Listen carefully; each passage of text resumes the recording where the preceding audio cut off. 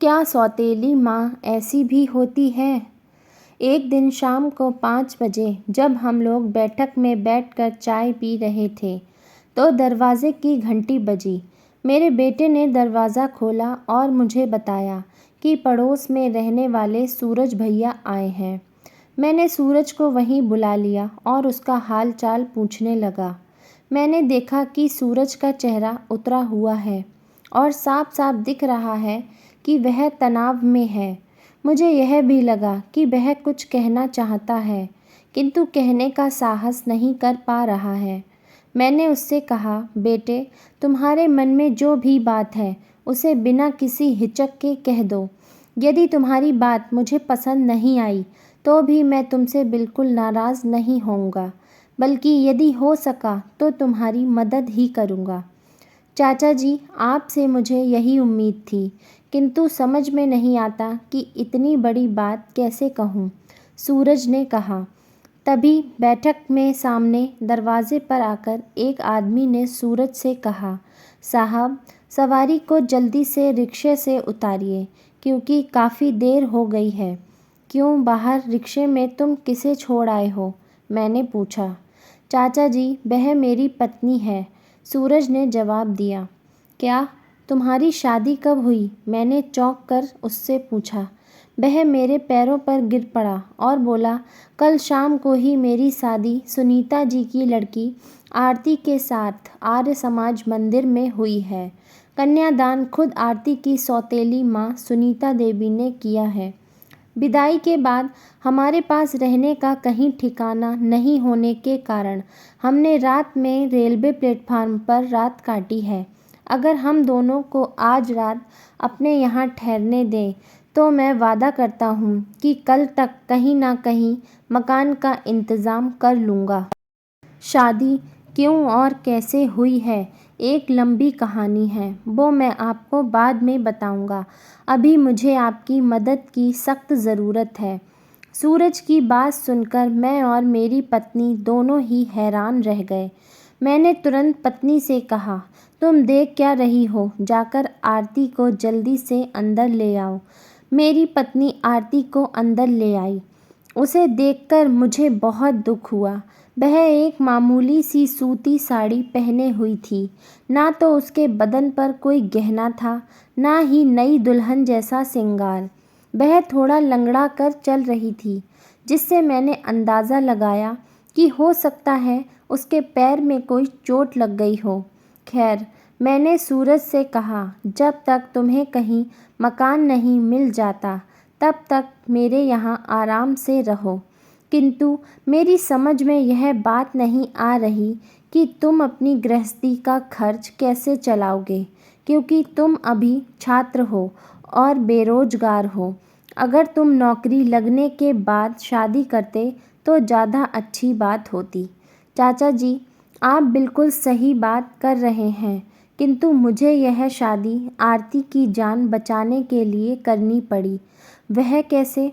मैंने हैरानी से पूछा। आप तो जानते ही हैं कि मैं अपने 2 दोस्तों के साथ एक कमरा जो आरती के मकान की ऊपरी मंजिल पर है किराए पर ले रखा है। सुनीता देवी आरती की सौतेली माँ हैं और आरती को दिन रात तंग करती रहती हैं।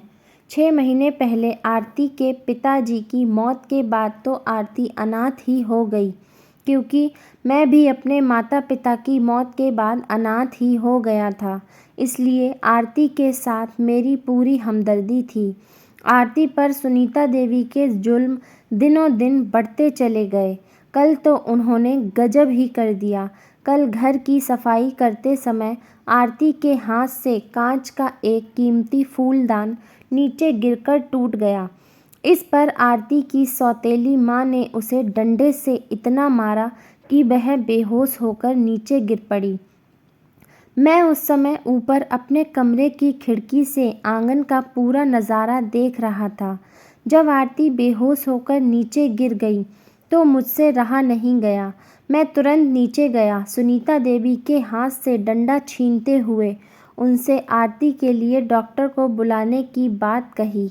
इसके जवाब में उन्होंने कहा, यदि तुझे इसकी इतनी फ़िक्र है तो इससे शादी कर और अपने घर ले जा, वहाँ करना इसकी सेवा। हिम्मत है तो हाँ करके देख।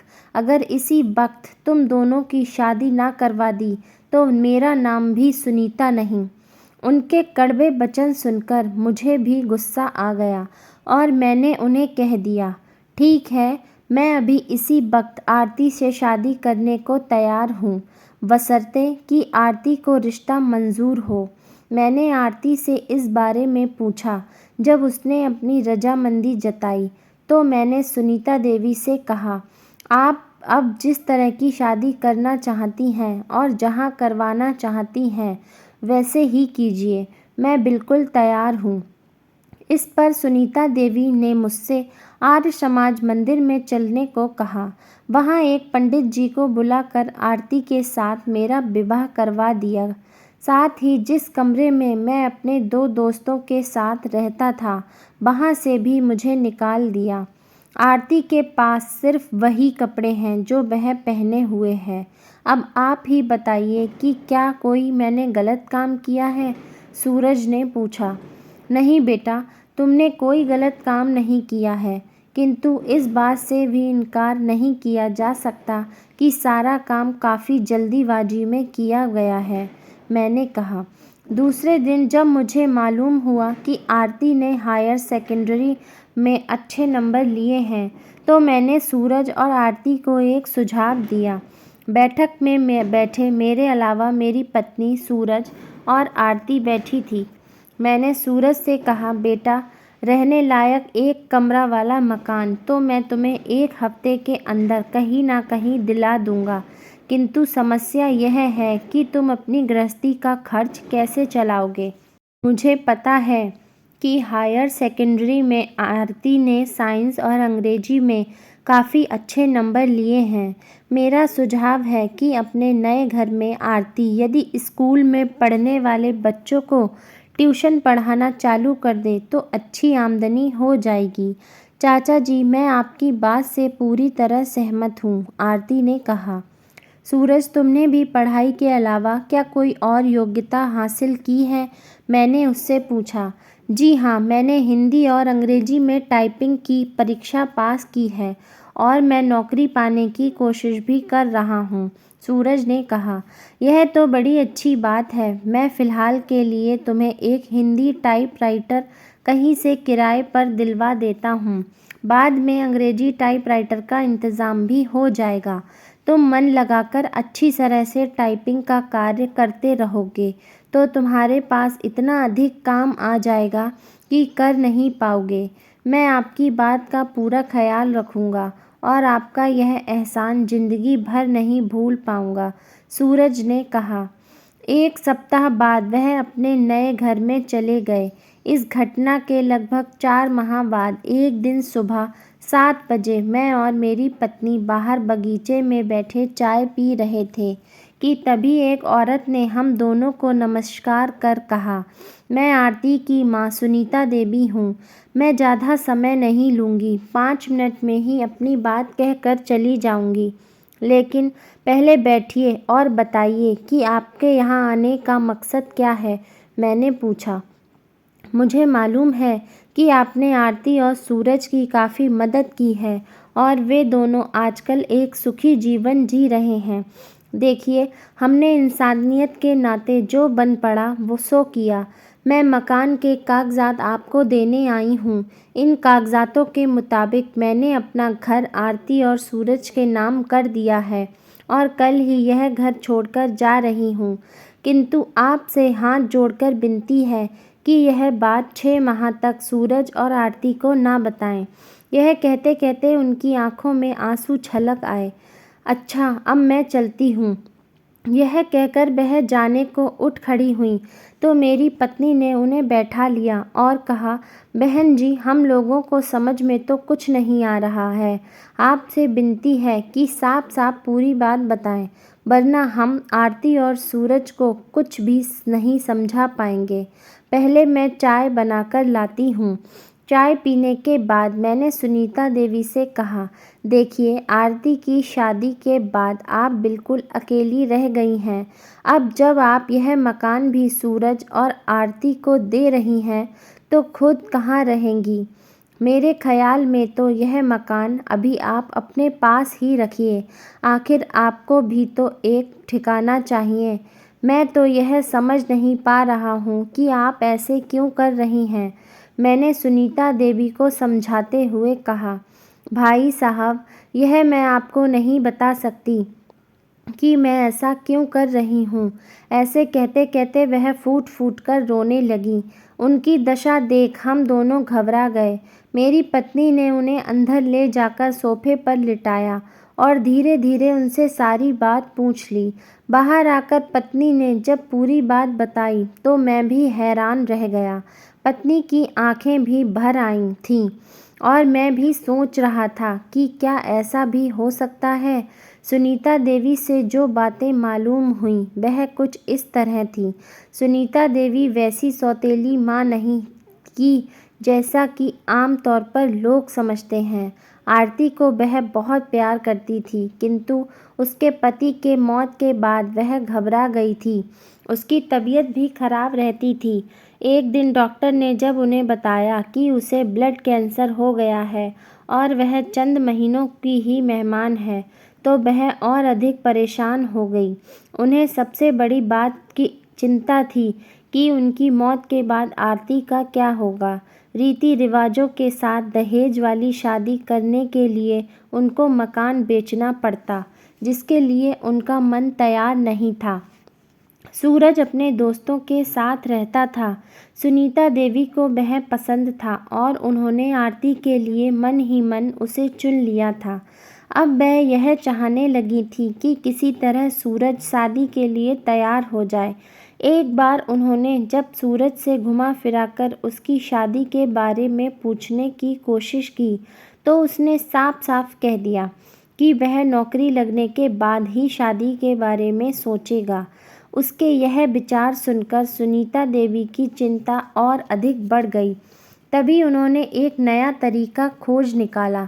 उन्होंने आरती को तंग करना शुरू कर दिया। उन्हें पूरा यह भरोसा था कि आरती पर होते हुए जुल्मों को सूरज सहन नहीं कर पाएगा और उसका हाथ थामने को मजबूर हो जाएगा। आखिर में उसकी योजना कामयाब हुई तथा सूरज ने आरती के साथ विवाह करना कबूल कर लिया। अब क्योंकि सुनीता देवी को अपनी मौत करीब आती हुई महसूस हो रही थी, इसलिए वह अपने मकान को आरती और सूरज के नाम कर खुद मुंबई जाकर अपने भाई के पास रहकर जीवन के आखिरी चंद दिन बिताना चाहती थी। साथ ही वह मुंबई के कैंसर हॉस्पिटल में अपना इलाज भी कराते रहना चाहती थी। हालत से पूरी तरह वाकिफ़ होने के बाद हम दोनों ने सुनीता देवी से उसी मकान में रहने को कहा तथा बीच बीच में मुंबई जाकर अपना इलाज करते रहने की भी सलाह दी, किंतु सुनीता देवी अपनी बात पर डटी रहीं और मकान के कागजात मुझे देकर दूसरे ही दिन मुंबई अपने भाई के पास चली गईं। जाते जाते उन्होंने अपने मकान की चाबी मुझे दे दी और मुझसे और मेरी पत्नी से यह वादा करवा लिया कि वह यह बात उनकी मृत्यु के बाद ही आरती और सूरज को बताई जाए। तकरीबन 4 महीने बाद मुंबई से सुनीता देवी के भाई का पत्र आया। उसमें लिखा था कि सुनीता देवी का अंत लगभग समीप आ गया है और उनकी आखिरी इच्छा आरती को देखने की है, इसलिए आप दोनों को लेकर तुरंत मुंबई आ जाएं। मैंने सूरज और आरती को सारी बातें बताईं तो वह सन्न रह गए और तुरंत हम सब मुंबई जाने की तैयारी करने लगे। रास्ते में आरती रोती रही और उसके और सूरज के मन में यह बात बारंबार चल रही थी कि सुनीता देवी को उन्होंने कितना गलत समझा। सफ़र के दौरान मैं और मेरी पत्नी सूरज और आरती को धीरज बांधते रहे और समझाते रहे। जब हम लोग सुनीता देवी के भाई के घर पहुँचे तो पाया सुनीता देवी आखिरी सांसें ले रही थीं। सूरज और आरती को देख वह मुस्काईं। सूरज और आरती उनके हाथों को अपने हाथ में लेकर फूट फूट कर रोने लगे।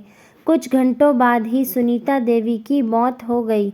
सूरज और आरती की हालत को ध्यान में रखते हुए मैं सोचने लगा कि यह कितनी अजीब बात है, जिसे हम इतना बुरा भला कह रहे थे वह कितनी नेक दिल औरत निकली। क्या ऐसी भी सौतेली माँ होती है? दोस्तों, आपको यह कहानी कैसी लगी हमें कमेंट करके ज़रूर बताएं। यदि कहानी पसंद आई हो तो लाइक करें, शेयर करें और चैनल को सब्सक्राइब करना बिल्कुल ना भूलें।